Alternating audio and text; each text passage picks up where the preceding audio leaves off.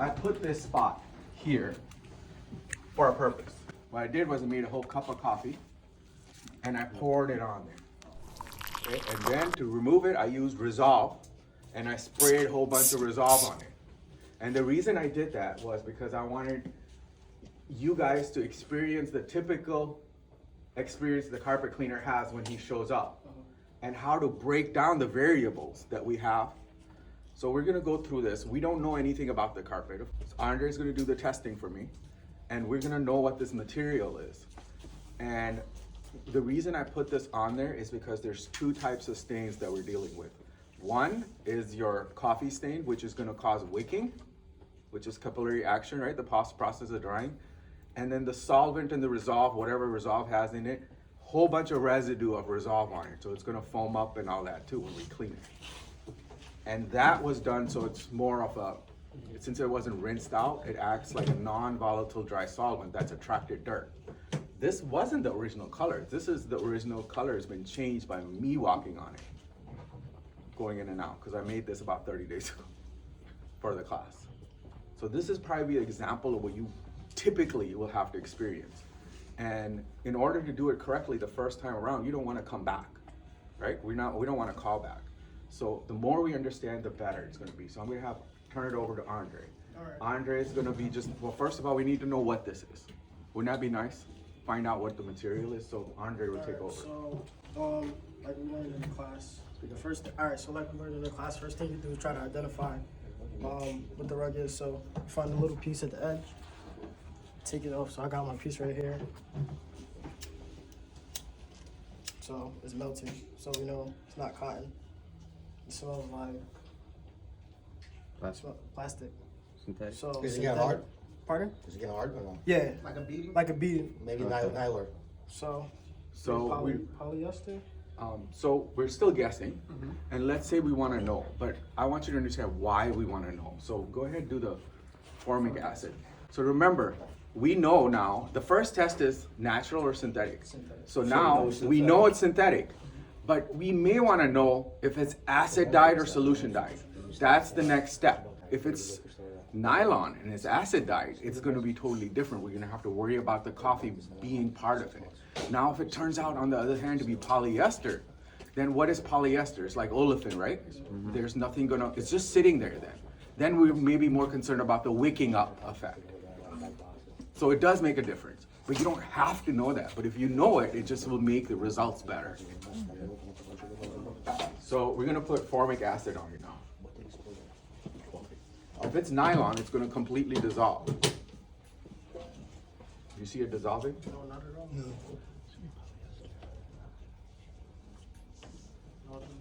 Okay, it's not dissolving. So what is this, do you think? Polyester. Polyester. It's just 100%. Now that we know it's polyester, we know that the spot is not going to be there anymore, right? We do know that, right? No, you guys are looking at me like I'm crazy. Seriously. Yeah. Franklin, can you throw this away, please? It smells terrible. If it was nylon, then the stain would be a problem for us. Since it's polyester, it's just sitting there. Do you get that part? Yeah. So the coffee part is not even a concern now. The wicking is the only concern. So what do you think would make this worse, the situation? If I take my pre-spray and I soak it, it's gonna take it inside, it's gonna spread out, and it's gonna wick up next day. So I wanna make it wet, but not over wet. I wanna keep it above the primary backing, basically. But now, if I know that the customers put Resolve on it, why the heck am I gonna put more soap on it? That's the last thing I wanna do, right? Why am I adding more soap to it? It's gonna loosen it up and it's gonna make it whiter. So what I'm gonna do is I'm gonna extract it first. And that's the exact reason when I told you the reason that we wanna pull the wand towards us, the first pass, we always wanna do that because we don't wanna put anything that has a possibility of going inside. So what I'm gonna do is the first thing I'm gonna do, I'm gonna do a pass like this. Because I'm gonna pick up as much of that as possible. And I'm not gonna pre-spray it because I already know it's got a whole bunch of Resolve on it, which is gonna foam up based on my experience. So now, then I'm gonna scrub it. And then I wanna make sure I don't zigzag scrub it. If I zigzag service, it's gonna be a problem. And then I'm gonna remember the wicking because I do not wanna come back next week to do this spot again, all right? So after it's completely gone, I'm gonna take the towel. You need white towels like this. And I'm gonna put it on there. And if the stain is completely gone, I'm trying to dry it as much as possible before I leave. So there will be no possibility of wicking happening. That's my goal. All right, so now we'll bring the machine down.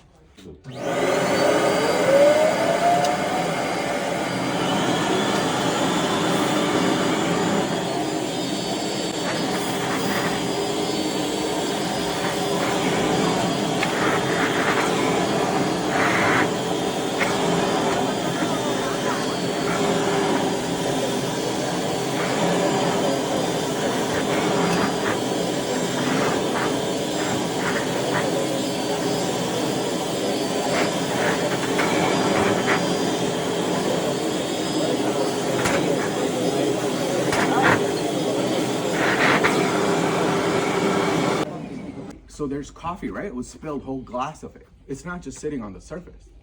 It's probably inside. Wait, the point is, it's gonna wick up. So now I wanna pick up as much as possible for tomorrow to make sure that when it does completely dry, there is no wicking up. So what I wanna do is I wanna put my weight on it. Put this towel down on the spot. And then I'm gonna put my weight on it and I wanna do that chubby checker twist like this. Okay? And I'm trying to dry it right now. Yeah, there's some dirt on there too. That's fine. Dirt is always good. It's just when you don't get dirt, that means that maybe the fiber is scratched and it's damaged. That's why you use a white towel so you can see if it's dirt. I want to see the dirt. Yeah. All right. So now, see, it's a lot less this time. And I want to just kind of put my weight on it, and then I get air mover, a fan like that one over there. I'm gonna put that on there. And the fan will make sure I don't have a callback. But you see how I did this? Now, if it was nylon, would that be different, you think? Yeah. Yes, then I'd have to use my oxygen to get rid of it. That's how you want to do all the jobs. Do your fiber ID first. Know what you're dealing with, the material you're dealing with. And then study the spot. If you can ask the customers, ask them as many questions as possible. And let's just say we assume that she told me it was Resolve on it, right? But customers usually won't tell you what's on there. But if you can get that information from it, it'll help. And what we did with that information is also important because we didn't pre-spray. Because it's already loaded with all kinds of stuff. Why would we pre-spray it and move all that stuff down inside? And then the first pass was just towards us. Not like the TV where you're gonna watch it when they just spray it down and they don't go over it right away, because that's also gonna increase your wicking. So you have to do that first pass towards you. And then the scrubbing always has to be back and forth. It cannot be zigzag with the trigger open ever. So That's to clean the whole carpet, number one. do I do the spot first? No, To do the whole carpet, then the spot? yes. But in this particular case, you wouldn't have to do this because it'll come out just from the cleaning alone. Okay. But it's So would it's it- me knowing that. In the pre-spray, would I just go around it and not spray that spot? it'll be Knowing that the gone. Resolve is in there? No. Oh, you mean you spray Like some? if- Yeah. Okay. Just spray everything else, but not. You just go around that? You don't want to put anything on it. Okay. But just in this case, so every case is different, but you have to do your investigation to be able to know. So if it was a nylon, then more concern is that it's changed the color of it. And we need to get that oxygen in there so it changes back to its normal color. But it was polyester, so we didn't really have to worry about it. The only thing we had to worry about is the wicking. And now if I just put a fan on it, I will see the final results before I leave. There's no callback. How much does a callback cost you? It at least takes an hour of your time, and you have to still drive there. And if you have a machine, you still have to set it up. And then again, you just put a bad taste in your customer's mouth. And you think the customers who are like the higher income customers, do they really want to deal with your sloppiness? Probably not. Just do it right. And they want to be happy with it, not call you back. And you know what the stats is? 6 out of 7 people will not even let you know. Only 1 out of 7. So anytime someone complains about it, you know it's happened to 6 more people. You just haven't heard about it. And they won't call you back ever again. Yep, they won't. Yeah, that's the thing. They won't call you back. That's it. It's done. Come check us out at magicwandcompany.com.